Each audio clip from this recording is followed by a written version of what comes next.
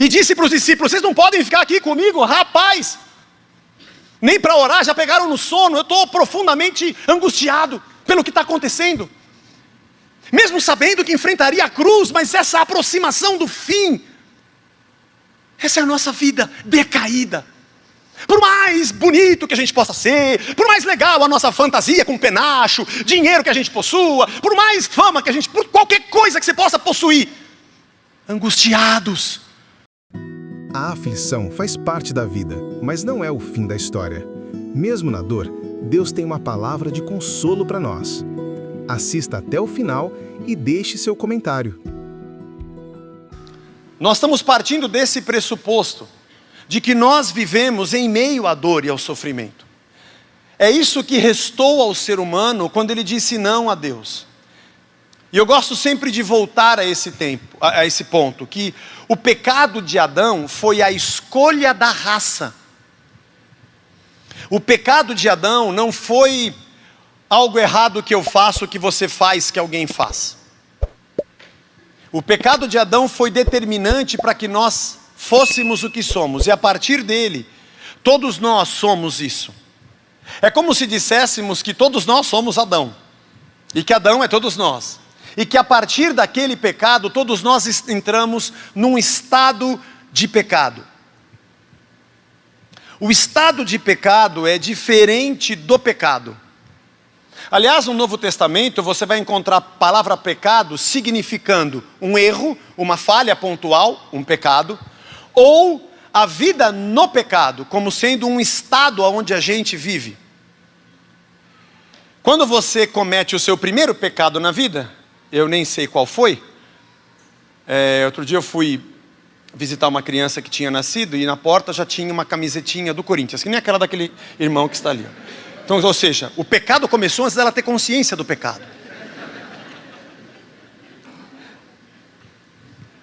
É uma brincadeira, viu? Não foi pecado dela. Só depois que ela escolheu, aí foi. Mas na inocência não foi. Mas enfim. Onde que eu estava?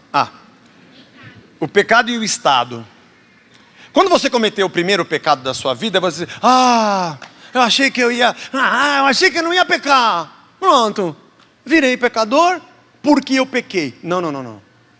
Você não sabe, você pecou porque você nasceu pecador. É ao contrário. A natureza pecaminosa passou a fazer parte do ser humano. Porque o pecado de Adão foi a dádiva ou a oportunidade de Deus para que a raça escolhesse que tipo de ser vocês querem ser. Aliás, todos nós somos Adão, porque assim acontece conosco. Nós estamos eternamente em conflito com essa árvore. Todo dia a gente está diante do comer ou não comer. Porque comer daquela árvore foi dizer: não, Deus. É que agora eu estou diante de dois caminhos. Eu não sei qual é certo e qual é errado. E eu não estou a fim de ficar: Senhor, me ensina, me diga, me conduza, me dirija, seja o meu Deus. Não, é o seguinte: deixa eu mesmo ter o conhecimento do que é bom e do que é mal. E aí eu vou escolher o que eu quero fazer. Quando o homem fez isso, ele já percebeu que estava nu. Já mudou o jeito dele se enxergar, de enxergar o próximo, a mulher, de enxergar a natureza e enxergar Deus. Foi coisa demais para o homem ter que decidir o futuro da humanidade, sendo ele agora o Deus que escolhe. Assim o homem ingressa no que nós chamamos de estado decaído. O que nós vivemos hoje no mundo é um estado de queda. Nós somos habitantes de um mundo decaído. E somos gente decaída. Gente que vive agora não mais na direção de Deus. E não mais eternos. Foi por isso que Adão saiu do paraíso. Porque havia uma outra árvore. Um outro dia a gente fala disso. A árvore da vida. E se ele permanecesse ali e tivesse acesso a esse alimento, ele seria eterno, o mal seria eterno. Isso já simboliza de que essa separação, ela aconteceu mesmo. E a partir desse pecado, todo homem que nasce com a inclinação do pecado, num estado de pecado. E o pecado que ele faz é consequência do estado que ele está, em quem ele é, ser decaído. Você compreende isso? Depois você assiste de novo, vai ouvindo várias vezes. E quando nós fomos criados, essa aqui é uma coisa, guarda isso aqui numa gavetinha, estado decaído. Nós fomos criados diferentes de Deus. Nós temos isso aqui, ó. Imagina Deus que para Ele 1000 anos é como um dia e um dia é como 1000 anos. Imagina Deus que vê o passado, o presente e o futuro como se fosse uma fumaça que aparece e logo se dispersa com o vento. Imagina Deus que é alfa e ômega. Imagina Deus que deu uma visão a João, lá na ilha de Patmos, e ele escreveu o Apocalipse, falando de tudo que iria acontecer no futuro, porque Deus já sabe como vai ser o fim. Imagina Deus que diz, o salmista, que no seu livro já escreveu todos os nossos dias.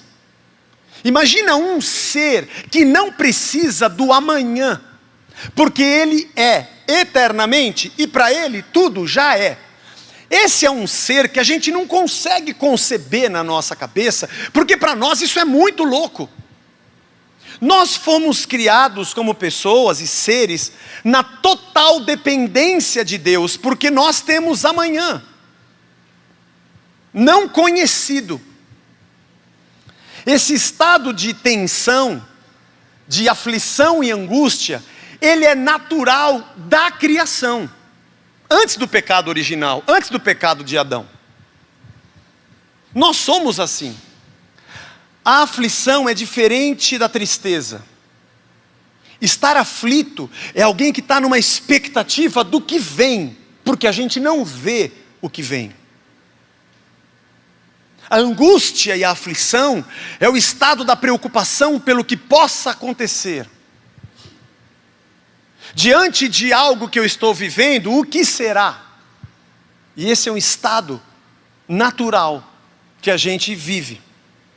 Imagina Jesus, o Deus, como eu disse, que sabe tudo isso, que tem tudo isso, que pode tudo isso. Diz Filipenses capítulo 2, a partir do verso 5, que ele esvaziou-se de si mesmo. Que é um termo, irmão, muito complicado para a gente entender. Do que foi que Jesus se esvaziou quando ele veio à terra? Há momentos em que parece que ele já sabia o que o Bartolomeu lá estava pensando debaixo da figueira. E em outras horas ele diz, o dia da minha segunda vinda, ninguém sabe, nem os anjos, nem eu, só o Pai sabe. Qual foi essa limitação de Cristo que sai de um estado que conhece todas as coisas e entra nessa carcaça e vira humano? Eu fico sempre pensando, se isso tivesse acontecido, teatralizando. Aliás, hoje é o teatro que está trabalhando na nossa recepção. Obrigado, pessoal do teatro. Deus abençoe vocês. E outra coisa é que a Milene está grávida. Eu estava cantando aqui, já a barriguinha está aparecendo. Parabéns, Milene, você está grávida. E o Pedro vai ser papai.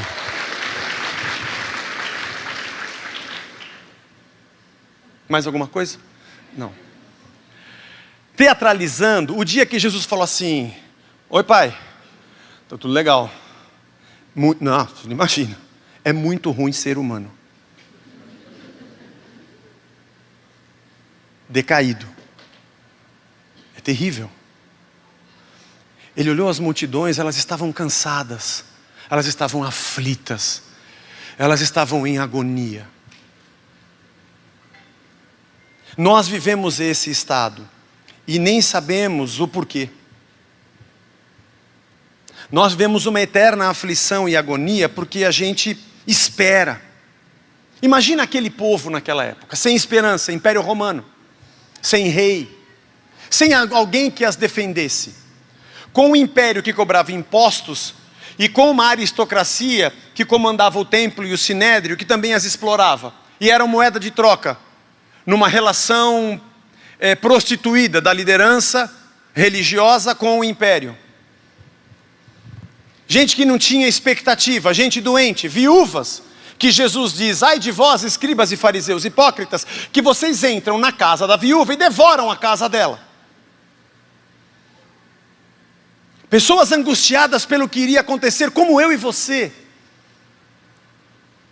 Como vai ser amanhã?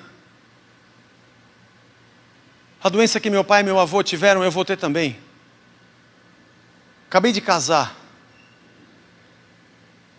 Será que um dia meu marido vai me deixar? Ele vai me amar para sempre? Vai me trair? Minha esposa? E nossos filhos? Como é que eu conduzo? Meu sócio? Será que um dia ele vai me botar para trás? Meu dinheiro, será que um dia acaba? E a segurança? E a política no país que a gente vive? E meu plano de saúde? E amanhã? E amanhã? E depois de amanhã?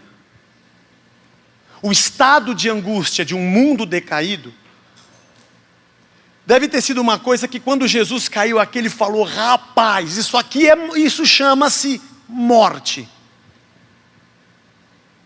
Separação de Deus. No Getsemane dizendo: Pai, se possível, passa de mim esse cálice. E suou gotas de sangue, tamanha agonia que ele teve. E disse para os discípulos: vocês não podem ficar aqui comigo, rapaz. Nem para orar, já pegaram no sono. Eu estou profundamente angustiado pelo que está acontecendo. Mesmo sabendo que enfrentaria a cruz, mas essa aproximação do fim, essa é a nossa vida decaída. Por mais bonito que a gente possa ser, por mais legal a nossa fantasia com penacho, dinheiro que a gente possua, por mais fama que a gente, por qualquer coisa que você possa possuir, angustiados, eu e você, um dia, daremos um último suspiro. Eu e você passaremos por coisas que a gente nunca pensou passar na vida. Talvez você, nesses dias agora, esteja enfrentando uma situação que você já viu muita gente enfrentar e você fala: eu nunca pensei que fosse acontecer comigo, que eu estaria aqui, nesse lugar, nessa situação. O que vai ser amanhã? A semana passada nós falamos sobre o descontrole.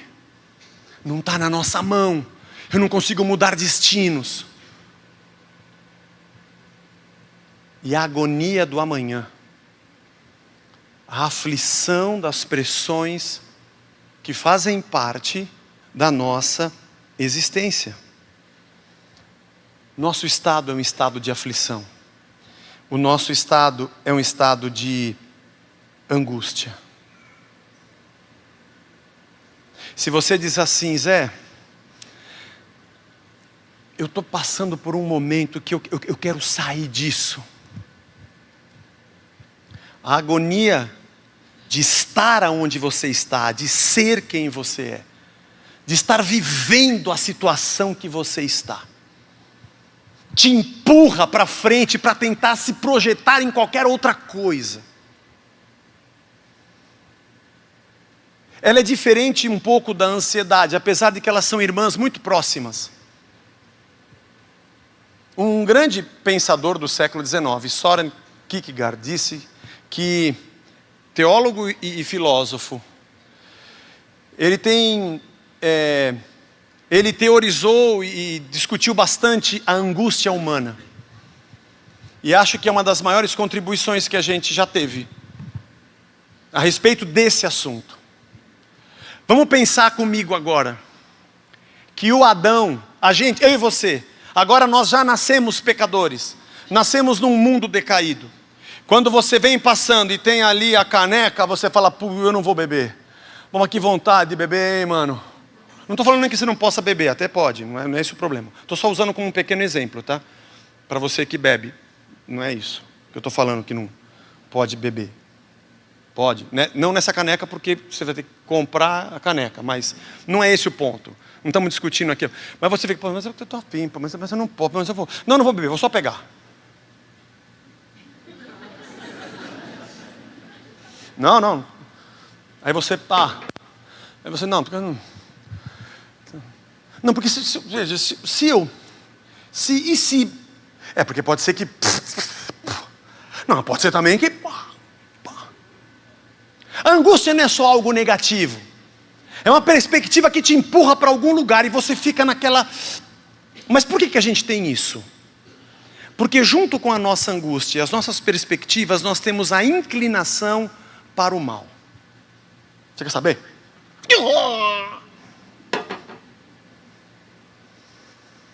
A gente já nasceu com esse negócio chamado tentação. Que quando balança você fala, é isso que eu sou e é isso que eu quero. Porque nós decidimos na escolha da raça que assim seríamos. Mas o Adão, criado antes do pecado, não tinha essa inclinação. Não tinha decidido a raça que seria.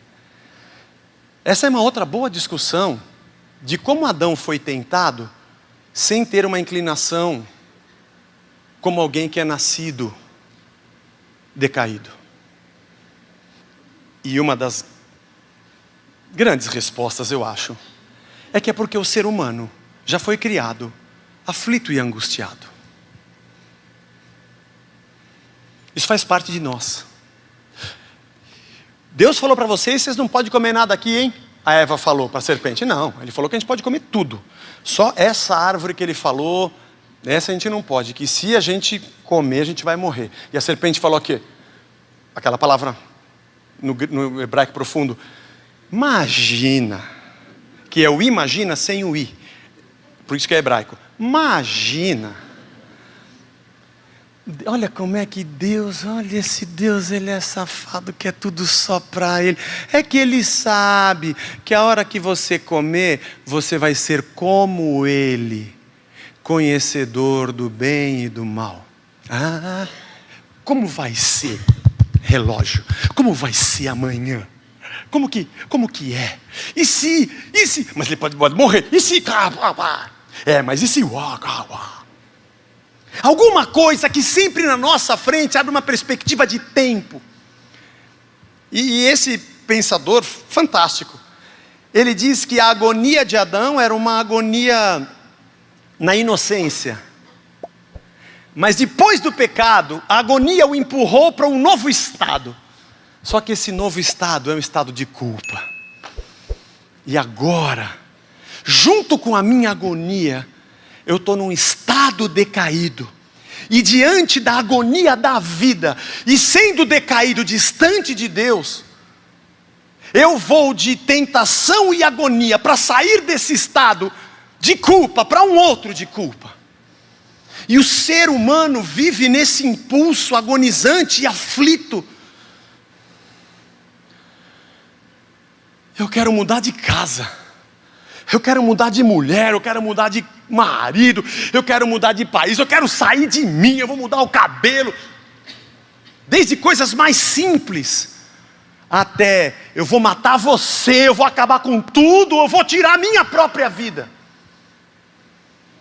Porque a agonia, a aflição, é algo que nos espreme para que a gente seja lançado. Não importa o tamanho da culpa que eu vou ter amanhã. Só que eu estou agonizante, se isso será vida ou morte. Eu preciso fazer alguma coisa.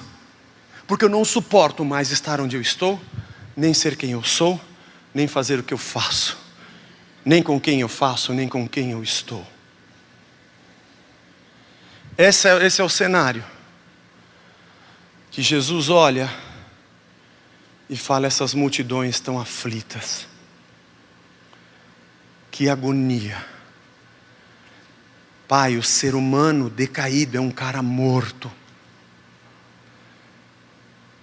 É um cara agonizante. Como eu disse no início da nossa série, nós não estamos fazendo uma série de estudos e nem conseguiríamos dizendo, olha, para cada problema da vida e para cada dor, nós temos uma solução, uma panaceia. Tome essa pílula, repita essa reza, faça tantas vezes, toma posse de não sei o que, dá a oferta não sei quanto. Essa nunca falta, na fórmula sempre tem essa, é uma constante, é a constante M. money. A constante M está em todas as equações espiritualescas. Não, a gente não está falando de uma fórmula de como acabar com a dor. Porque a nossa existência é uma existência na dor. Porque a dor é a separação do homem de Deus.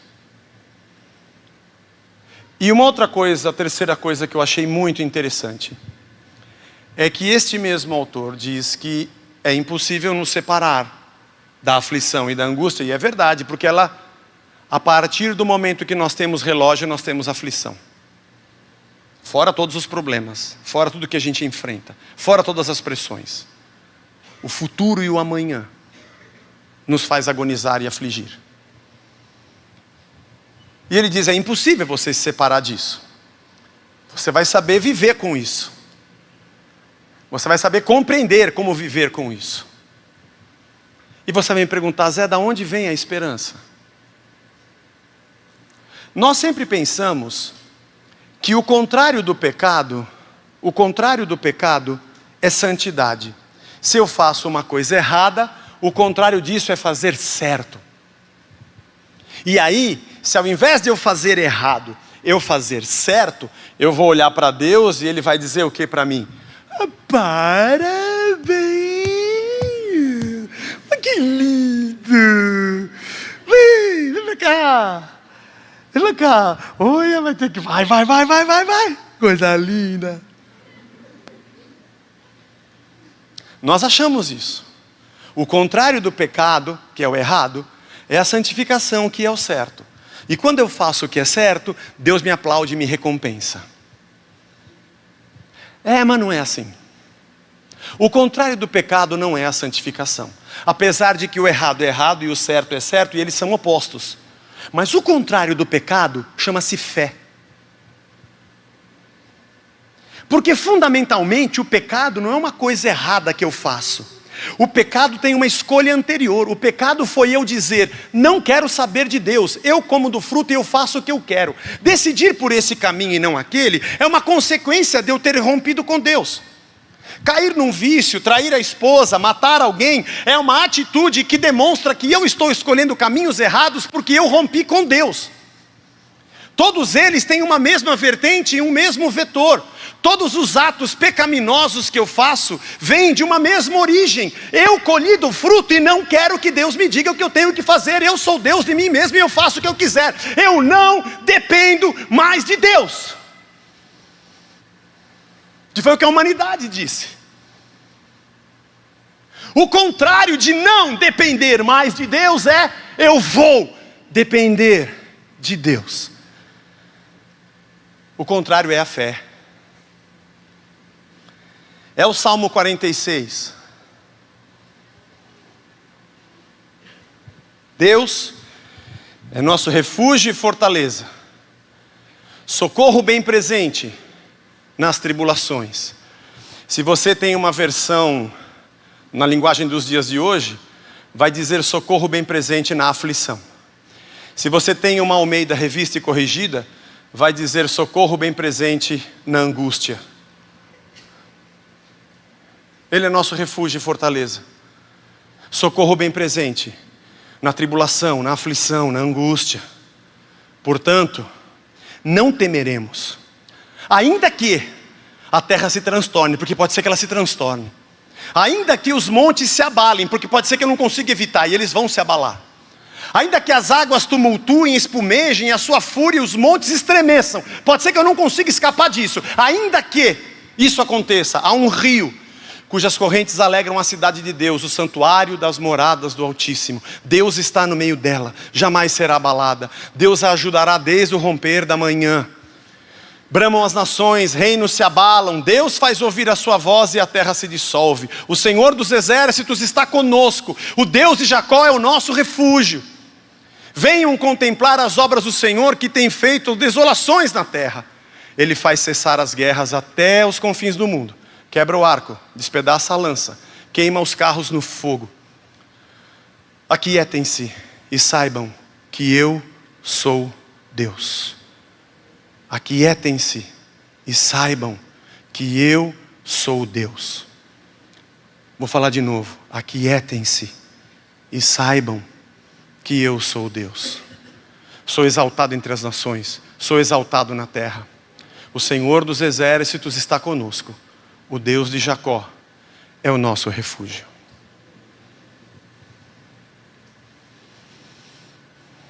Como é que a gente vive essa aflição e essa angústia? Que Jesus olha para as multidões e fala: eles estão aflitos, eles estão angustiados. Pai, a coisa aqui é feia. É um estado de existência que é um estado de morte.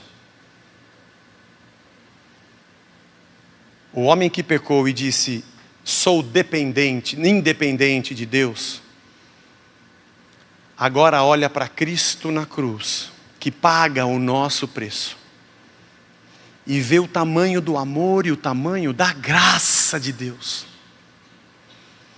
Aliás, conhecemos de cor o verso: aquele que não poupou o seu próprio filho, como não nos dará juntamente com ele todas as outras coisas? Se Deus nos entregou o seu filho, que era o mais valioso, as outras coisas nós também teremos. Quando eu olho para a cruz, eu digo: tem jeito. E ao invés de escolher o pecado, que significa não Deus e sim para mim, eu escolho a fé, sim Deus e não para mim. Eu faço o contrário, porque o contrário da escolha do pecado é a fé. Semana passada falamos sobre o controle, o descontrole. Não está mais na minha mão, eu não quero resolver a minha vida, eu não consigo fazer isso, eu não dou conta dessa coisa. Aliás, é óbvio, Jesus vai dizer: quem quiser vir após mim, negue-se a si mesmo. Lute contra você, carregue essa cruz e me siga. Diga não a você e diga sim a Deus. E diga: eu creio que Deus é meu refúgio e minha fortaleza. Eu olhei para Cristo na cruz e eu vi o que Deus fez por mim. Mesmo que ainda nesse estado decaído de pecado, de morte, de angústia, de aflição, ao invés de eu ser projetado para uma outra morte, para uma outra decisão, para uma outra culpa, ao invés de eu viver esganado e apertado para dizer eu tenho que resolver e eu vou fazer uma loucura, eu digo não. Eu não vou comer esse fruto de novo. Eu não vou tomar essa decisão outra vez, não. Deus é meu refúgio e fortaleza. Ainda que os montes se abalem, porque pode ser que eu não consiga segurá-los. Ainda que o dinheiro acabe. Ainda que não tenha cura. Ainda que eu fique sozinho e ela não queira mais ficar comigo. Ainda que a empresa vá à falência e pode ser que eu não consiga impedir. Ainda que eu perca quem eu mais amava. Ainda que eu esteja no meio de uma escuridão que eu nunca pensei que iria passar. Há um rio que alegra a cidade de Deus. A morada do Altíssimo. Deus está no meio dela. Ela não vai ser abalada. Eu vou dizer não para mim mesmo. Para as minhas ideias, para o meu orgulho, para o meu domínio, para o meu suposto ou pseudo controle que eu não tenho. E eu vou dizer: Senhor, Tu és o meu refúgio e fortaleza. Socorro bem presente na hora da tribulação, da aflição e da angústia. Eu não esperava que esse monte viesse a estremecer. Porque eu acho que fé é acreditar que o monte não vai estremecer. Não. Fé é acreditar que Deus é o seu refúgio, mesmo que o monte estremeça. Nós fazemos da fé uma moeda de troca para mudarmos as circunstâncias. Ao invés de pensar na fé como uma atitude de crença que muda a mim por dentro, mesmo que as circunstâncias não mudem. Eu estava dizendo aqui hoje nas 9 da manhã, e também aqui às 11 não é diferente. Apesar de eu não conhecer todo mundo pelo nome, e se eu perguntar de novo o seu nome por umas 48 vezes, é normal. A 49ª já é, mas eu nunca vou lembrar. Mas eu olho aqui e eu vejo várias pessoas que eu conheço. A gente conversa, bate papo, ouve. E hoje, de manhã, quando eu entrei aqui, parece que foi assim uma fila. Só, e aí como é que você está? E aí como é que você está? E aí como é que você está? De vários. Como vários irmãos aqui. Que eu sei. Eu olho ali, não olho mais, falando, Senhor, abençoa aquele irmão lá. Oh, Jesus, tem misericórdia. Estou aqui pregando. Oh, poxa, a empresa dele, Senhor, tem misericórdia. Nossa, aqueles ali não vai separar. Se Deus quiser não vai, nós estamos juntos. Ai, aquele lá perdeu a mãe. Oh, Jesus, o pai faleceu. Hoje de manhã às 9, nós oramos por uma família conhecida de um irmão nosso do seminário. Um homem militar, 42 anos, já era major. Deu um tiro na cabeça com um revólver 45 na frente dos filhos e da esposa. Jesus Cristo, Senhor, tem misericórdia, porque as multidões estão aflitas e angustiadas, prontas para serem impulsionadas a um novo estado. E nós estamos orando por essa família. Estamos orando por policiais que já são tidos como um grupo que tem uma epidemia de suicídio. Todo mês, dezenas. Família se desintegrando. Gente que não suporta mais o que está vivendo. E pensando no que pode enfrentar. Deus tenha misericórdia de nós. A única coisa que combate é a fé. A certeza que Ele é meu refúgio e fortaleza. O monte está tremendo, mas Deus é meu refúgio e fortaleza. Socorro bem presente na tribulação. É quem me diz calma, calma. Está baixando a poeira, ó, calma, mais um dia, calma. Mas Senhor, calma. Teve aquela vez que o Senhor me livrou, calma. Então, nessa daqui não. Mas por que? Calma. Eu estou aqui, olha eu aqui, ó. E eu passei por isso. Aquela vez você não ia suportar. E eu te mostrei que quando você não suporta, eu estou com você. E nessa daqui eu estou junto com você. Então o Senhor sabia que eu ia entrar? Eu sei tudo antes de tudo existir. E o Senhor sabia que eu ia passar por isso. Eu não sabia. Então você não sabia, mas eu sabia. E mesmo o Senhor sabendo, o Senhor permitiu. Sim, bom, se o Senhor sabia, permitiu, porque o Senhor sabe, eu sei o que estou fazendo. Então eu tenho fé que o Senhor é meu refúgio.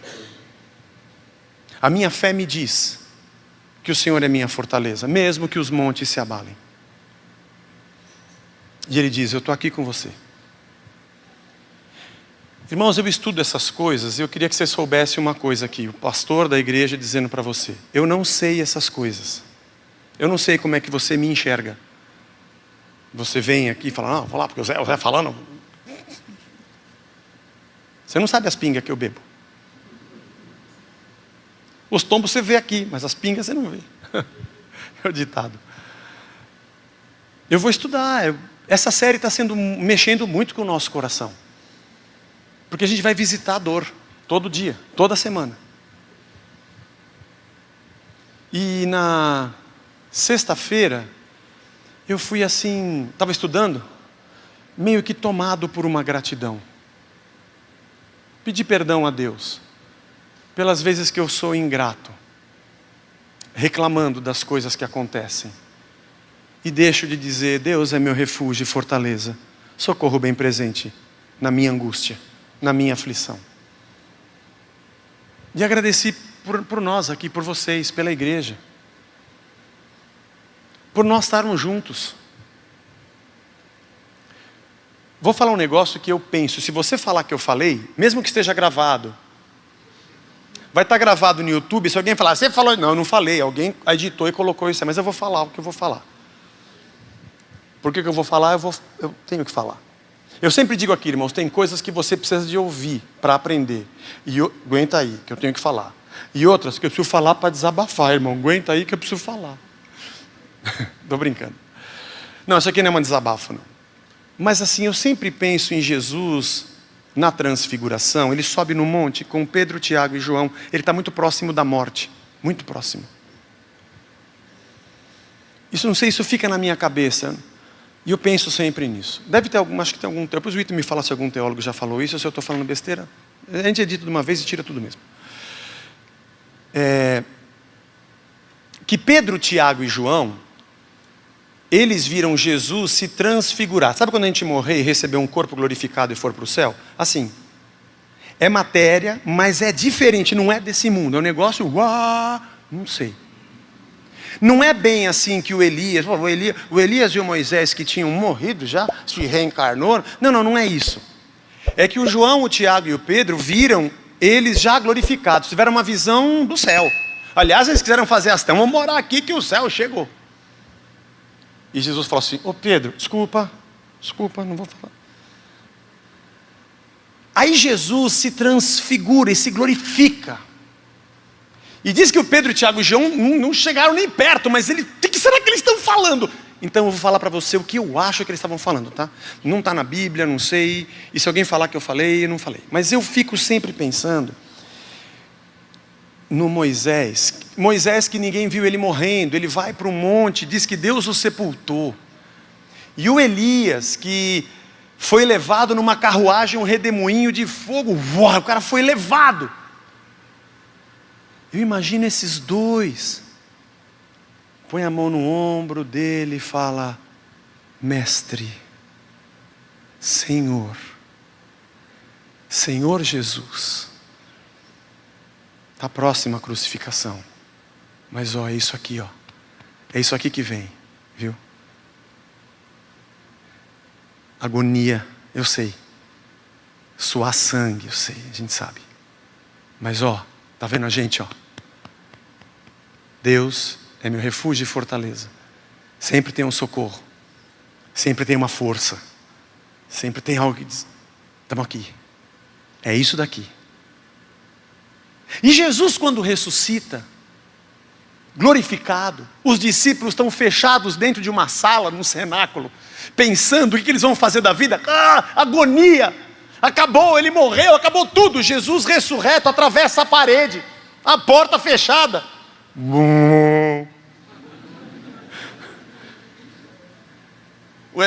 Imagina. Esse é o barulho de um corpo glorificado atravessando uma parede de pedras. Aí eles ficam olhando e Jesus fala com eles. Diz que tinha favo de mel. E ele come o favo de mel com eles. É muito louco isso, irmão. Isso é muito louco. Ele vai embora. Tchau. E ele fica, o glorificado agora apareceu para eles para dizer, calma, é isso aqui, Eu sei que tem, mas calma, tem isso aqui, Aí o Tomé chegou depois, atrasado. Tudo bem, galera? Você não sabe, ele estava aqui, foi louco. Aí ele não acreditou. Não, mas se eu não tocar na ferida dele, não sei o que, dali a pouco.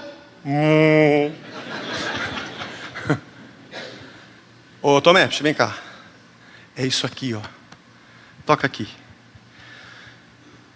Bem-aventurados vão ser aqueles que não vão ver o mas eles vão crer.